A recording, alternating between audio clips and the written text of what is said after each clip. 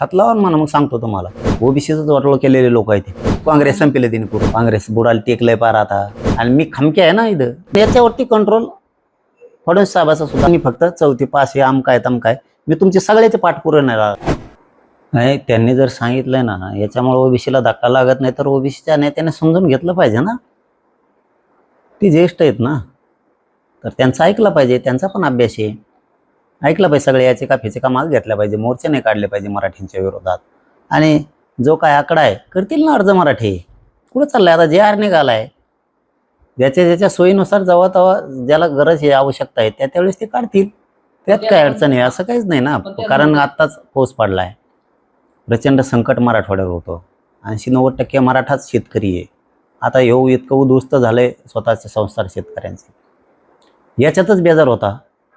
त्यामुळे आता करतील हळूहळू अर्ज. आणि याच्याही पुढचं जिथं गाव समिती आहेत, ते अधिकारी याच्यासाठी होते, सर्वे करायला, पंचनामे करायला सगळे, त्यामुळे ते गुंतलेले होते. सगळं होईल, मराठवाड्यातला सगळा मराठा आरक्षणात जाणार. पण ते म्हणतात की 2 सप्टेंबर. आता isakal.com आहे देशातील नंबर 1 ची मराठी न्यूज वेबसाईट. प्रत्येक अपडेटसाठी isakal.com ला नक्की भेट द्या. मराठा समाजाला सरसकट प्रमाणपत्र देण्यात आले नसल्याचाही सरकारी पुरावा त्यांनी थेट दाखवला. मग सरसकट नाहीच आहे नाही, मराठवाड्यातल्या मराठ्यांचं आहे फक्त. सरसकट नाहीच आहे. गॅजेट मराठवाड्यातल्या मराठा, हे सगळा मराठा इथला कुणबी आहे, हे फक्त मराठवाड्यासाठी. सरसकट नाहीच आहे. आम्ही कुठं म्हणतो सरसकट. ओबीसी नेते यामध्ये विरोध करत आहेत की हा जी रद्द झाला पाहिजे. त्यामध्ये विजय वडेट्टीवार आहेत, छगन भुजबळ आहेत. ते रद्द होत नसतो. एवढं सोपं आहे का? हात लावा म्हणा, मग सांगतो तुम्हाला. हे टप्पर आहे का कोणाची? एवढं सोपं नाही आहे ते. ओबीसी नेत्यांनी अभ्यास करून वक्तव्य करावं असं सुद्धा बबनराव तायवाडे म्हणतात. बेजबाबदारपणे वक्तव्य करू नये. आणि महत्वाचं म्हणजे ओबीसी तरुणांनी ज्या काही आरक्षणासाठी आत्महत्या केल्या, त्याला आरक्षण संपलं असं म्हणणारे जबाबदार आहेत. यांना काय कोणी मेलं काय, आत्महत्या केले काय, बलिदान गेले काय, यांना काय देणं घेणं नाही त्याचं. कारण हे यांचं फक्त राजकीय पोळी कशी भाजन हे बघते. यांनी ओबीसीचं आरक्षण घेऊन ओबीसीचंच वाटोळ केलेले लोक आहेत ते. 32% आरक्षण होतं, ते सुद्धा तुकडे केले यांनी. स्वतःच्या ओबीसी भावालाच हे भाऊ म्हणत नाहीत, तर बाकीच्यांचं काय यांच्यापाशी. त्याच्यामुळं यांना काय कोणी मेलं काय, राहिलं काय, यांना फक्त मोर्चाला गर्दी लागते. एक जात यांनी सुधरून दिली नाही आत्तापर्यंत. आता तिला मनसाबास तरी हुशार झालाय. आपण आपली लढाई लढून आपण आपली जात मोठी करू कळालं. धनगरांना सुद्धा आम्ही तेच सांगतो वारंवार की आपण आपल्या जातीसाठी लढायचं बघा. कुठं कोणाच्या नादी लागतात, याच्या मोर्चाला जाऊन कुठं मंत्री, हेच मंत्री होतोय. आपण आपले लेकरं बाळ मोठं करायचं बघा. प्रत्येक जातीनं आपण आपला लढा उभा करून आपण आपल्या लेकराला मिळून दिलं पाहिजे. अशा ओबीसीच्या नावाखाली 374-75 जाती आहेत. वरच्या 4च जाती आरक्षण खात्यात, आणि 370 जातीला काहीच मिळालं नाही आतापर्यंत, काहीच मिळालं नाही. पण ते म्हणतात की हा जी आर जो आहे तो ओबीसीच्या मुळे होणार आहे. विजय वडेट्टीवार म्हणतात की त्यामुळे हा रद्द झाला. त्याला काही निघत, तेच जाऊन तिकडे काँग्रेस संपले तिने पूर्ण. ते ठिकठिकाणी मोर्चे काढतायत. त्यांनी इशारा पुढं ठिकठिकाणी काढत, तिथं जे डबकं भरलं त्याचं टमटम भरून नेलं त्याने, तेवढं नागपूरला एक, त्या टमटमातून उतरले आणि तेवढेच बसलं, हाणले उड्या उलशिकन आलं माघारी. तेव्हापासून काळा पाडला ते. तुम्ही बघितलं त्याला अशा, ते बिचारा काळा पडला. चांगला माणूस होता देऊ वडंटीवार. इथं आला तो अंतरवले चांगला बोलत होता, मराठ्याला आरक्षण मिळालं पाहिजे, मराठवाड्यातले हक्काच्या नोंदी. आता मराठवाड्याचं गॅजेट हे, गरीब लोक आहेत मराठवाड्यात, यांना आरक्षण मिळालं पाहिजे, चांगलं बोलत होता. पण इथून गेल्यावर काय त्याला माथ्यासोळ उठला काय माहित. दुटप्पी भूमिका आहे असं वाटतं. दुटप्पी नाही म्हणतात, माथ्यासोळ उठला त्याला सत्तेचा. कारण ते मराठ्यांनी आता खासदारला निवडून दिले, त्याच्यामुळे ते झालं पावसाळ्यावणी. ते चांगला माणूस होता, कमून असं झालं काहीच माहित नाही. 1-2-3 टमटम भरून नेले, बसला ते आपला. सांगण्यावरून ते बोलत असावे. हा राहुल गांधींनी सांगितलं असं, काढ मराठीच्या विरोधात जाऊन. आता असं सध्या काय निवडणूक आहे, ओबीसी वाडाओढी चालली. आता यावल्याच्या अलिबाबाकडे किती, त्यांच्याकडे किती, त्याच्याकडे किती, अशी वडातडी चालली. आणि यांना फक्त मोर्चाला आणि मतदानाला पाहिजेत, नोकऱ्याला लागतील नाही लागतील काही यांना देणं घेणं नाही. म्हणजे लय आपल्या बुद्धीची आहे ती. बरं, पण ते सरकारला थेट इशारा देतात की हा जी आर रद्दच करा, नाहीतर मग राज्यभरात ठिकठिकाणी मोर्चे निघतील. कोण म्हणतं? विजय वडेट्टीवार. त्याचं काय टमटम 2-3 भरून नेते, त्याचं काय खरं. मग काय वाकडं होणार आहे त्याला, त्याला काय चलन म्हणा. मोठं होण्यासाठी करता येते. काँग्रेस बुडाला टेकलंय पार आता. राहुल गांधीचं ऐकलं. मी सांगतो तुम्हाला, उलट त्या राहुल गांधी साहेबांनी याची अशी कानउघडी करायला पाहिजे होती की तू त्या भुजबळच्या नादी लावून कशाला साफ करून घेतो आपण. बाकीचे नेते नाही का, ओबीसी नेते नाहीत काँग्रेसमध्ये नाहीत. मग काँग्रेसला त्याचे परिणाम काँग्रेसमध्ये भोगावे बाकीचे पण लागतील. मोठमोठाले नेते आहेत. येणाऱ्या काळात काँग्रेसला त्याचे परिणाम भोगावे लागतील. त्याला तर भोगावं लागते, त्याला तर 100% भोगावं लागते. बाकीचे आमच्या विरोधात बोललेच नाही काँग्रेसचे. जो बोलला त्याचाच कार्यक्रम लावायला लागतो. आता गावासरची किडे नको रगडायची. नाही, मध्यंतरी काळात तुमचं- बाकीचे काँग्रेसवाले त्यांचं म्हणणं आहे ना गरीब मराठ्याला मिळालं पाहिजे.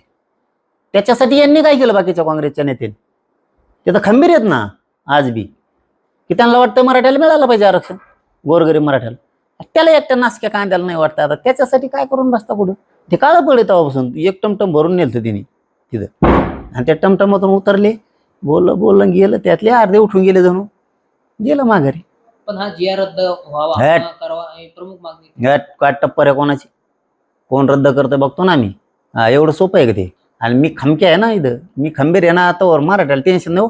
4 दिवस लेट, काही दिवस लेट, पण मराठवाड्यातला मराठा ठोत नाही आणि पश्चिम महाराष्ट्रातला एकही मराठा आरक्षण वाचवून ठोत नाही. तेव्हा BJR लागू करून घेणार आहे. आता हे काय करू शकतात? मला लय झालं तर बदनाम, मॅनेज होत नाही, फुटत नाही म्हणून. म्हणजे पहिल्यासारखं नाही का आपलं 1.5 वर्षापासून चालू आहे. एखादा व्हिडिओ करा तयार याचा, काहीतरी याचे रेकॉर्डिंग करा तयार, टाकून द्या, बदनाम करा. हे फक्त बदनाम करू शकतात. शरण नाही आलं ना एखादा खमक्या, तर मग हे असे बदनाम फदनाम करतात, डाग लावायचं काम करतात.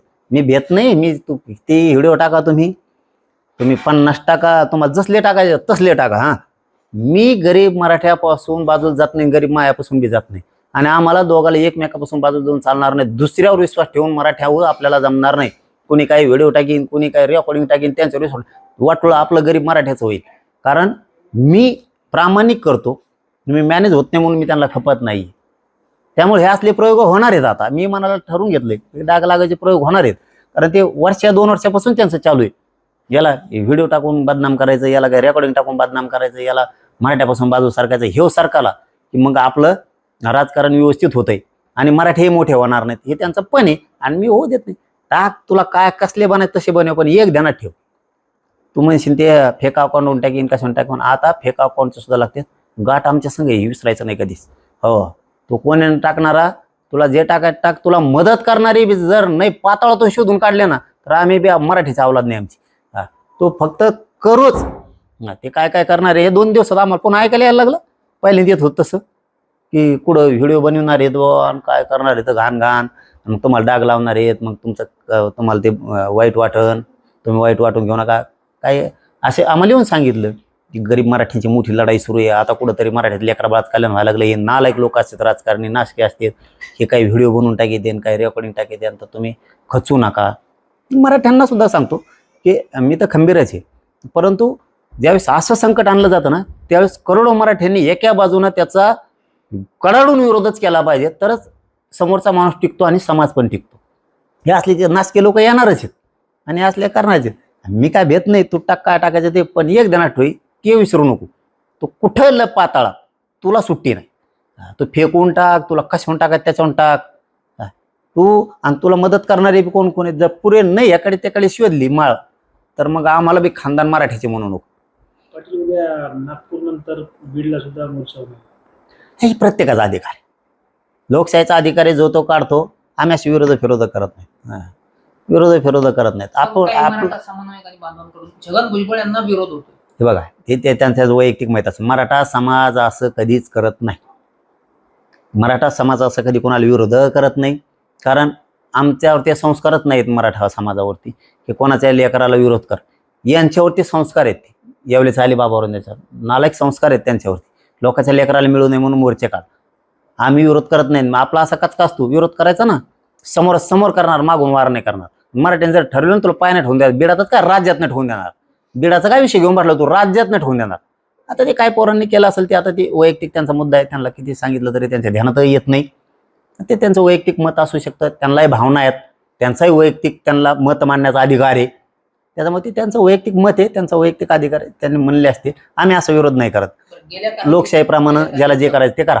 गेल्या काही दिवसापासून हा जी रद्द करावा यासाठी ओबीसी नेते एकवटल्याचं चित्र पाहायला मिळते. काय सांगणार तुम्ही त्यांना? कोण एकवटलं?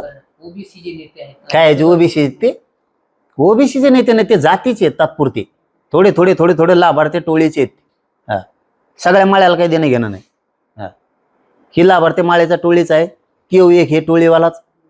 बाकीच्याला काही देणं घेणं नाही, धनगराला काही देणं घेणं नाही, कोणत्या ओबीसीला काही देणं घेणं नाही. आणि ओबीसीला कळाला आता यांनी तरी कोणाचं मोठं होऊन दिलंय कुणाला.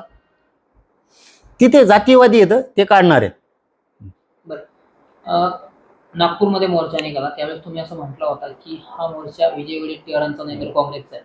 मग हा बीडमध्ये निघणारा मोर्चा कोणाचा आहे, काय वाटतं तुम्हाला? सध्या तरी अजितदादा राष्ट्रवादी पुरस्कृत दिसतोय सध्या तरी. रात्रीतून बदल झाला तर आम्हाला नाही माहिती, पण सध्या तरी दिसतोय, कारण त्यांचेच लोक आहेत ते सगळे.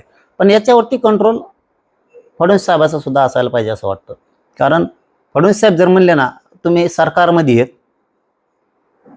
तुम्ही असं कसं काय करता, जे आर सरकारने काढला, कारण जे आर फडणवीस साहेबांनी काढलाय.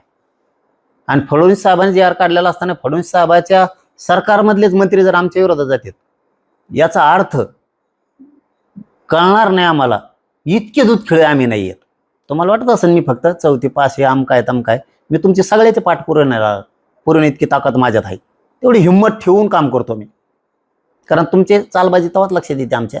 आता कुठंतरी मराठ्यांच्या मनात फडणवीस साहेब चालले होते. या माणसानं मराठवाड्यातल्या मराठ्याला न्याय दिला, जे आर काढलाय, मराठवाड्यातला सगळा मराठा हा कुणबी आहे. आणि गरीब लेकरांचं आयुष्याचं कल्याण करण्याचं काम फडणवीस साहेब करतील ही आशयाने मनामनात मराठ्यांच्या घुसले होते. परंतु ते पुन्हा पुन्हा जर डाव करणार असले, आता डावच नाही तर काय, आता आम्ही 1-1.5 महिना झाला जाऊन आलो मुंबईत, गाड्या लावलेल्या, पोलीस आत्ता नोटीस द्यायलेत, पण ताबडतोब का नाही दिल्या? मग ताबडतोब का नाही दिल्या? हा कोणाचा डाव आहे? अरे उघडच आहे ना, गृहमंत्री फडणवीस साहेब. जे आर तुम्ही काढता, गोरगरीब मराठ्याचा सन्मान जे आर काढून तुम्ही केला. गोरगरीब मराठी आज तुम्हाला मानायला लागले आता. आणि एका 1.5 महिन्यानंतर लोकांना गाड्याला नोटीस यायला लागल्या. म्हणजे ही कोणती दुटोपी भूमिका आहे? वार करायचा नाही असा. एखाद्याला जवळ घेतलं ना एकदा तर पुन्हा वार नाही करायचा. मराठ्यांनी मन बदलायला सुरुवात केली नाही की फडणवीस साहेब गरिबांचं लेकराचं कल्याण करायला लागले. पुन्हा पुन्हा वार करायची काय गरज आहे? म्हणजे फडणवीसांनी केलं असं? अरे फडणवीस साहेब जर म्हणले ना तर ते तर जाऊ देऊ, ते तर चिल्लर विषय ते नोटिसाचा. ते काय फडणवीस साहेब सांगितलं 1 मिनिटात जिकडे तिकडे होऊन जाईल त्याचा विषय नाही. पण छगन भुजबळला जर त्यांनी सांगितलं ती टप्परच नाही नाशिक सोडायची. फडणवीस साहेबांनी जे आर काढला ना त्या विरोधात हे कसं करायचं बरं? हिंडतोय कसा हिंडतो फडणवीस साहेब? हे कळतं लोकांना. मी म्हणतो आता मराठ्यांचे फडणवीस साहेब मी संधी देतोय. आणखीन आमचा तुमच्यावरचा विश्वास ढळलेला नाही, आणखीन ढळलेला नाही. तुम्ही जिंकलेले म्हण मराठ्यांचे दुःख देऊ नये ही माझी अपेक्षा आहे फडणवीस साहेब तुमच्याकडून. मराठ्यांचे मन तुम्ही जिंकलेत, मराठवाड्यातला सगळा मराठा आरक्षणात जाणारे या आशेवरती मराठा समाज तुमच्याकडे बघतोय. आणि तुम्ही जे मन जिंकलेत आता गोरगरिबांचे, ते मन पुन्हा दुःख देऊ नका, कारण ही जबाबदारी तुमची आहे. पुढं काय करायचं तुम्ही तुमचं बघा, आम्ही खंबीर आहेत, आरक्षण घ्या. देश विदेशातील प्रत्येक घडामोडींचे लाईव्ह अपडेट मिळवण्यासाठी आता साम टीव्हीच्या सर्व सोशल मीडिया प्लॅटफॉर्मला लाईक, फॉलो आणि सबस्क्राईब करा. तसंच सर्व नोटिफिकेशनसाठी बेल आयकॉन प्रेस करायला विसरू नका.